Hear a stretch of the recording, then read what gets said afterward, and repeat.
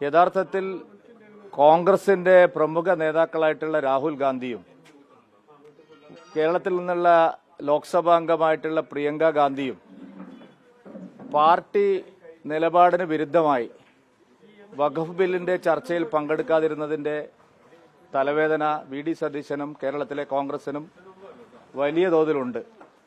അത് മറച്ചുപിടിക്കാനാണ് കേരളത്തിലെ കോൺഗ്രസ് നേതാക്കൾ ഈ ഒരു ചെപ്പടി വിദ്യയുമായിട്ട് ഇപ്പോൾ രംഗത്ത് വന്നിരിക്കുന്നത്.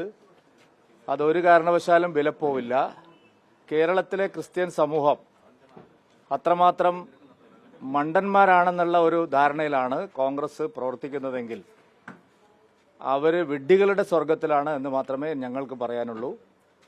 മുനമ്പത്തിന്റെ കാര്യത്തിലും ക്രൈസ്തവ സമൂഹം നേരിടുന്ന മറ്റെല്ലാ പ്രശ്നങ്ങളുടെ കാര്യത്തിലും ശരിയായ നിലപാട് സ്വീകരിച്ചു പോയിട്ടുള്ള ഒരേയൊരു പാർട്ടി ഭാരതീയ ജനതാ പാർട്ടി മാത്രമാണ്. ഇത്രയും കാലം കോൺഗ്രസ് പറഞ്ഞത് വഖഫ് ഭേദഗതി ബില്ല് പാസ്സായാലും മുനമ്പത്തുകാരുടെ പ്രശ്നങ്ങൾ പരിഹരിക്കപ്പെടാൻ പോകുന്നില്ല, ഇതിന് മുൻകാല പ്രാബല്യമില്ല എന്നാണ്.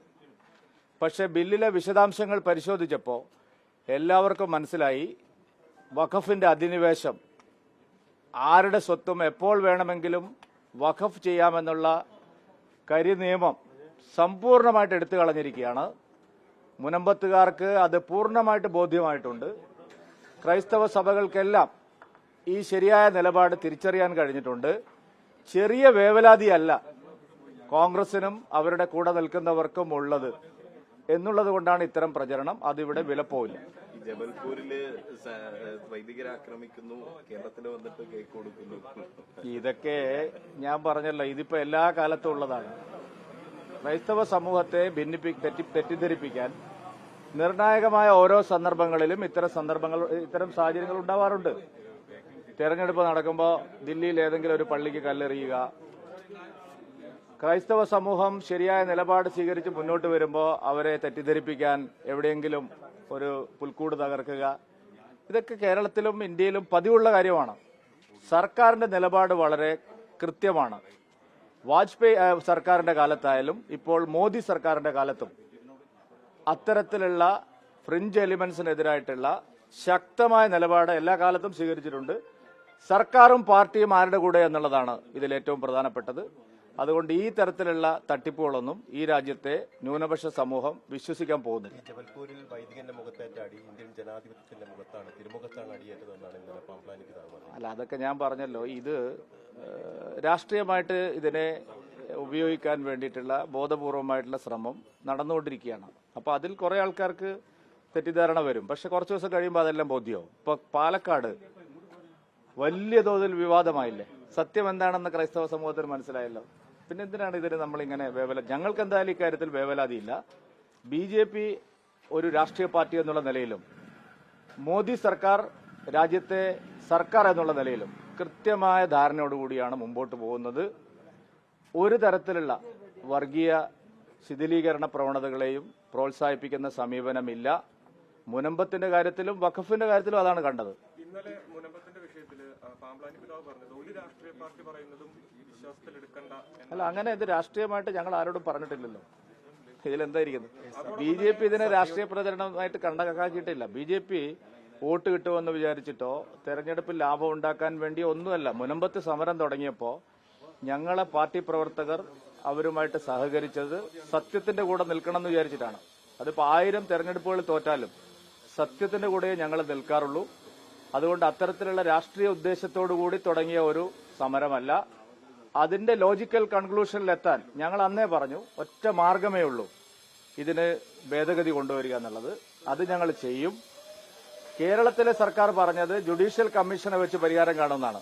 ഹൈക്കോടതി തന്നെ അത് എടുത്തെറിഞ്ഞു കളഞ്ഞു. അപ്പൊ നമുക്കെല്ലാം അറിയാലോ, ഞങ്ങളൊരു കാര്യം പറഞ്ഞു, അതിന്റെ ലോജിക്കൽ കൺക്ലൂഷനിലെത്തി. ഞങ്ങൾ പറഞ്ഞത് വഖഫിലെ പ്രശ്നത്തിന്റെ കാതലായ പ്രശ്നത്തിന് പരിഹാരം ഉണ്ടായാലേ മുനമ്പത്തെ ഭൂമി പ്രശ്നം പരിഹരിക്കും. ഒരു മുനമ്പത്ത് മാത്രമല്ല, അനേകായിരം സ്ഥലങ്ങളിൽ ഈ പ്രശ്നമുണ്ട്.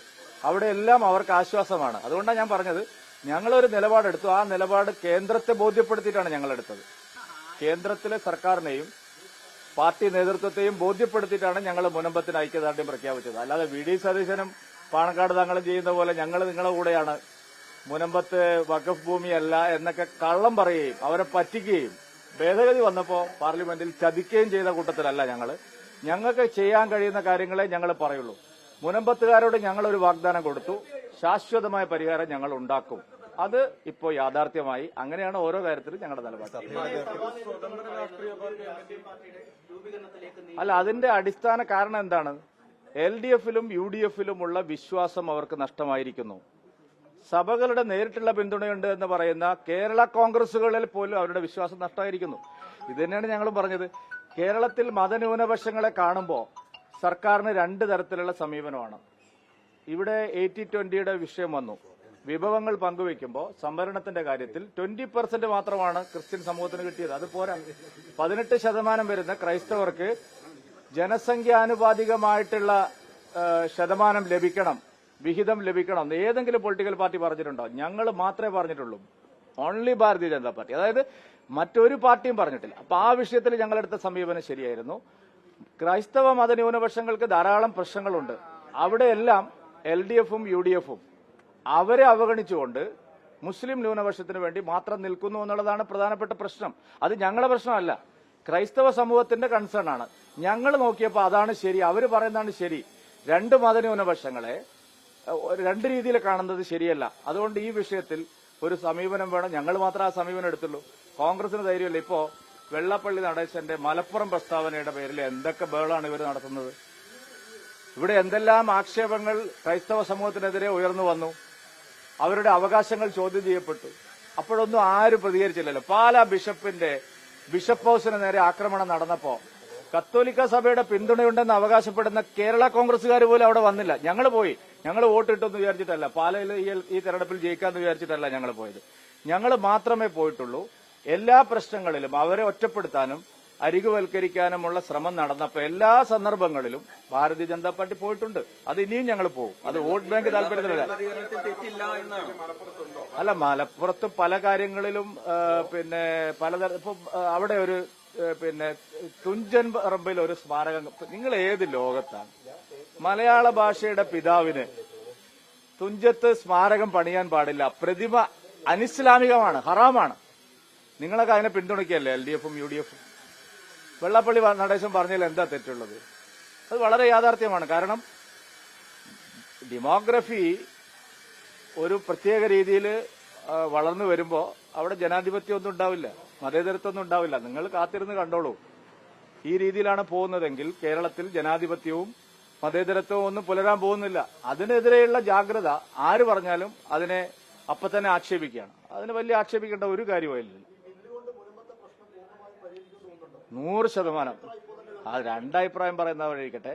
അത് ഞങ്ങൾ 9-ാം തീയതി ന്യൂനപക്ഷ വകുപ്പ് മന്ത്രി വരുന്നുണ്ട്. അറിയാലോ, മുനമ്പത്തിന്റെ ഈ ബില്ല് പാർലമെന്റിൽ ഇൻട്രൊഡ്യൂസ് ചെയ്ത് അത് പാസാക്കിയെടുത്ത കിരൺ റിജിജു 9-ാം തീയതി മുനമ്പത്തുകാർ അദ്ദേഹത്തിന് അഭിനന്ദൻ സഭ എന്ന് പറഞ്ഞിട്ട് ഒരു സ്വീകരണം വെച്ചിരിക്കുക. അവിടെ എല്ലാം വ്യക്തമാവും. അവിടെ ഒരു കള്ളത്തരവും നിങ്ങളെ ഇവിടെ നടക്കില്ല. സാറേ, ആ 40 വകുപ്പ് തന്നെ പോയി. ആർട്ടിക്കിൾ 40 അത് ആ വകുപ്പ് തന്നെ എടുത്തു കളഞ്ഞു. ഇനി കോടതി പോവാം, ലിറ്റിഗേഷൻ പോവാം. ഇപ്പൊ നിങ്ങൾ ട്രിബ്യൂണലിൽ മാത്രമേ പോകാൻ പറ്റുള്ളൂ. അതായത് വഖഫ് ബോർഡിലെ മുല്ലാക്കന്മാർ തീരുമാനിക്കുന്ന ട്രിബ്യൂണലാണ്. അവിടുത്തെ ജഡ്ജിമാർ, അവിടുത്തെ വക്കീലുമാർ. എന്നിട്ട് അതിന്റെ പിന്നിൽ അടിമകളെ പോലെ സ്ഥലം നഷ്ടപ്പെട്ടവർ പോകണം. അതായിരുന്നു നിങ്ങളുടെ നിയമം, കോൺഗ്രസിന്റെ നിയമം. അതൊക്കെ മാറി. ഒരു സംശയവും വേണ്ട. ഞങ്ങൾ അവരുടെ റവന്യൂ അവകാശം, നികുതി അടച്ച് അവർക്ക് സാധാരണ പൌരന്മാരെ പോലെ കഴിയാനുള്ള അവകാശം സംരക്ഷിക്കപ്പെടുന്നത് വരെ ഉണ്ടാവും. അല്ലാതെ ബില്ല് പാസ്സാക്കിയിട്ട് പോവില്ല. ഒരു പ്രശ്നം വരില്ല. മുനമ്പത്തുകാർക്ക് മാത്രമല്ല, ഇപ്പൊ വഖഫ് അനധികൃതമായിട്ട് പ്രഖ്യാപിച്ചിരിക്കുന്ന ഒരു ഭൂമിയിലും നിങ്ങൾക്ക് ഇനി കൈവയ്ക്കാൻ പറ്റില്ല. അത് ഉറപ്പാണ്. ലഭിക്കുന്നതുവരെ മുനമ്പത്തെ സമരം അവസാനിപ്പിക്കരുതെന്നാണ് സഭാംഗത്വം പറയുന്നത്.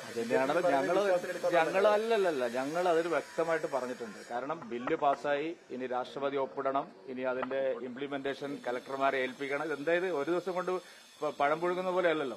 അതുകൊണ്ട് ഇത്തരത്തിലുള്ള ഒരു പ്രചരണവും ക്രൈസ്തവ സമൂഹത്തിന് മുമ്പിൽ ഏൽക്കില്ല.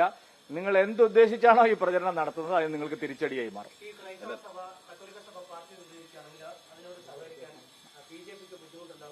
അല്ല, അതിപ്പോ അതൊരു പ്രീമച്യൂർ ക്വസ്റ്റ്യനാണ്. കാരണം ആയിട്ടില്ല. ക്രൈസ്തവ സഭ പാർട്ടി രൂപീകരിക്കുകയോ എന്താണ് അതിന്റെ സ്ഥിതി, അതൊക്കെ വരുമ്പോൾ നമുക്ക് നോക്കാം.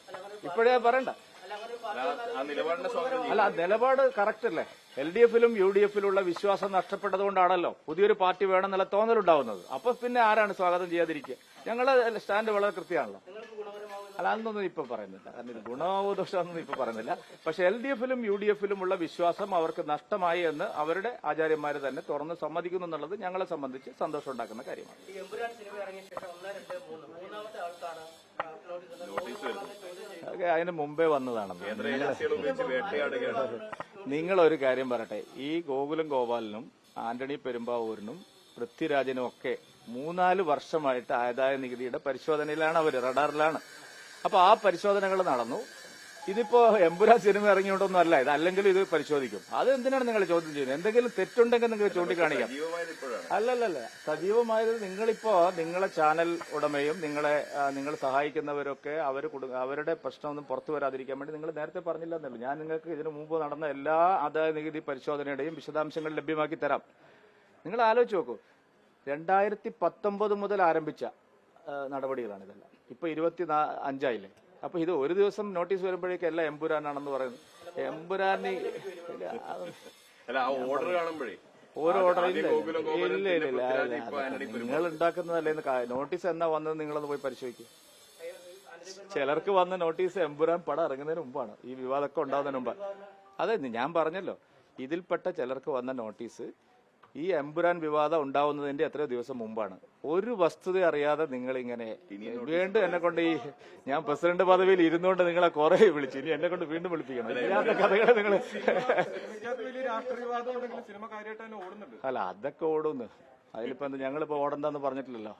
നേരത്തെ ഓർഗനൈസറിൽ പ്രസിദ്ധീകരിച്ച 2 ആർട്ടിക്കിളുകളെ പറ്റി പറഞ്ഞു. അല്ല, അത് ഞാൻ ഇത്രയും നേരം എവിടെയായിരുന്നു? ഞാൻ പറഞ്ഞല്ലോ ഓർഗനൈസറിൽ 2012 പക്ഷേ ഇന്നലെ ഏപ്രിൽ 4-ാം തീയതിയാണല്ലോ ഈ ഒരു രണ്ടാമത്തെ, അതായത് ജസ്വിറ്റ് മിഷനറിനെ പറ്റി ഒരു ആർട്ടിക്കിൾ. ഇല്ല, ഇത് 2012 ഇറങ്ങിയ ഒരു ലേഖനമാണ്. അതിപ്പോ എടുത്ത് കുത്തിപ്പൊക്കാന്ന് പറഞ്ഞില്ലേ?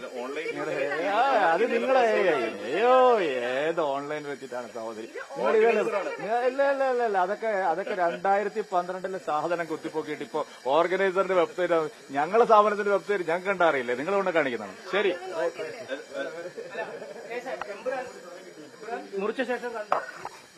മുറിച്ചതിന് മുമ്പും കണ്ടില്ല, മുറിച്ചതിന് ശേഷവും കണ്ടില്ല, ഇനിയോട്ട് കാണാൻ പോകുന്നില്ല. എമ്പുരാൻ കാണൂല. ഇല്ലല്ല, അതിന്റെ ആവശ്യമില്ലല്ലോ.